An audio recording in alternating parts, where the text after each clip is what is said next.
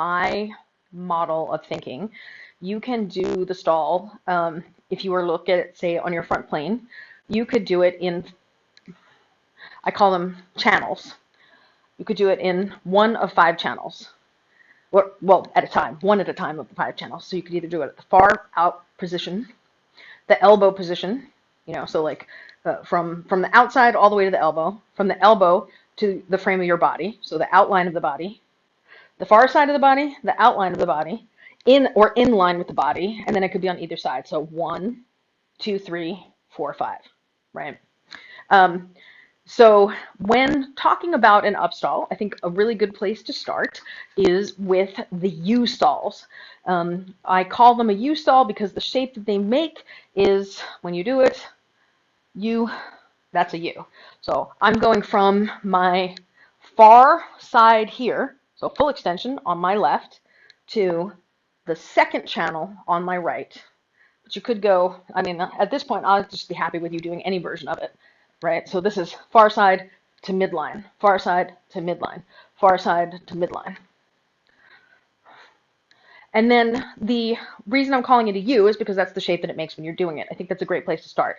Now, the question at hand might be, well, how do you get it to go up? How do you get it up?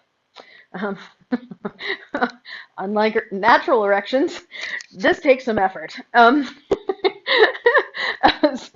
In my opinion, one way to look at this that's very useful is, so if I'm trying to do an upstall, imagining that there is a wall here, and I'm trying to follow the wall up like this, what I think is helpful is as the poi is coming, right, so you're doing a rotation, right?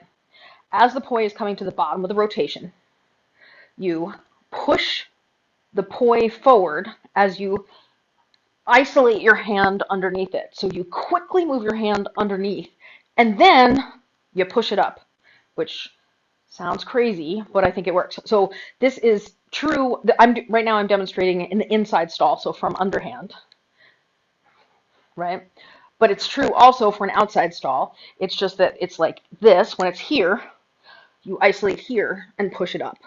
I like to think of this as the candy cane drill.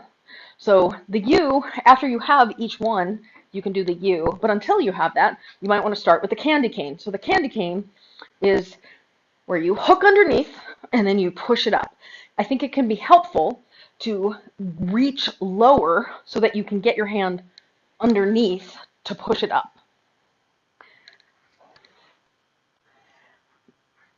Whether you're going underhand to the inside or underhand to the outside. And then the second half of it is, now you've gotten it up, what do you do? So if you don't yank it back soon enough, it will likely go over the top one way or go over the top the other. But you're looking to, at the point where it has no more momentum going up or down, which is called the 0 point, at the 0 point, you're looking to give it a tug to pull it back down and change the direction, if you're looking to change the direction. And that, again, is true if you're doing an outside or an inside one. I think when you start, it can also be useful to literally walk up to a wall and practice, again, empty wall, empty wall, empty wall, and practice trying to come up against the wall.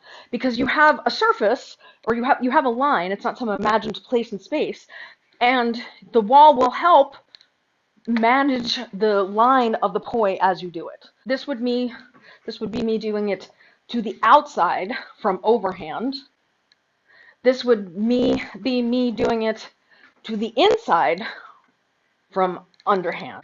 There's coming from the front, and then there's coming from the back. So front from underhand, or a back stall going up from overhand, which, now, here's a thing to note about this. There's multiple ways that you can do the stall in terms of the hand position, particularly when it's going back behind you. I'll show you from the side view. I can do it like this, where my palm opens to you. But I can also do it like this, where my palm goes up, right? Those are very different kinesthetically. They feel very different. They both have practical applications. and they're different techniques. I would say for a starting point, you would probably do open arm. Now, if you look at what I'm doing now, this is a side plane stall. Versus if you look at what I'm doing now, it's a front plane stall.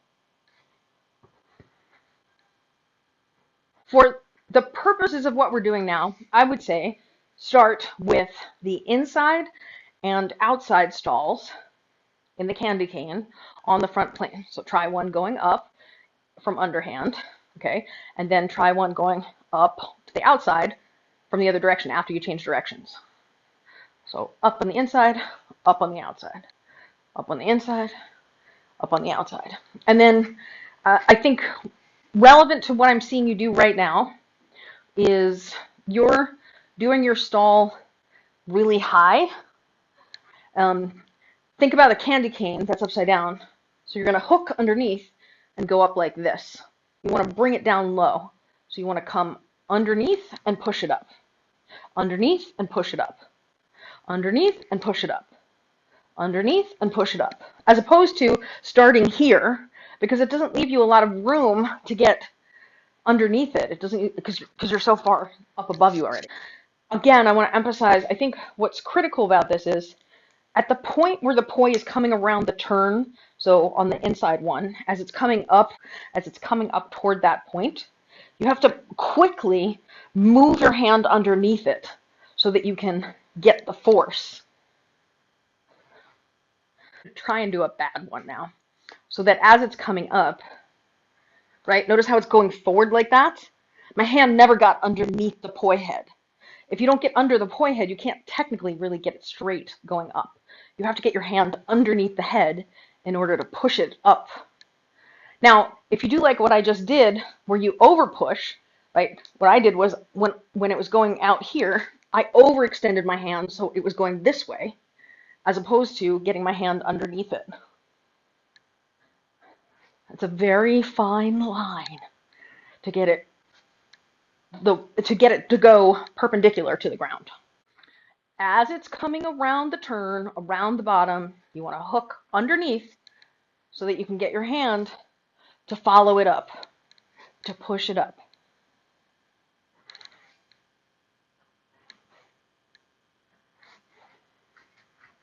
It's also timing because you have to get underneath it at the right point in the rotation in order to be able to push it up.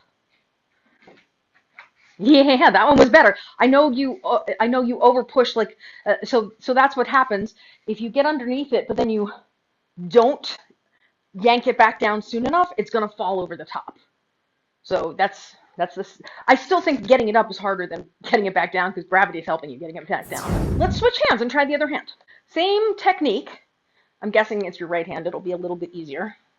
So inside, outside, inside, outside, inside, outside, inside, outside.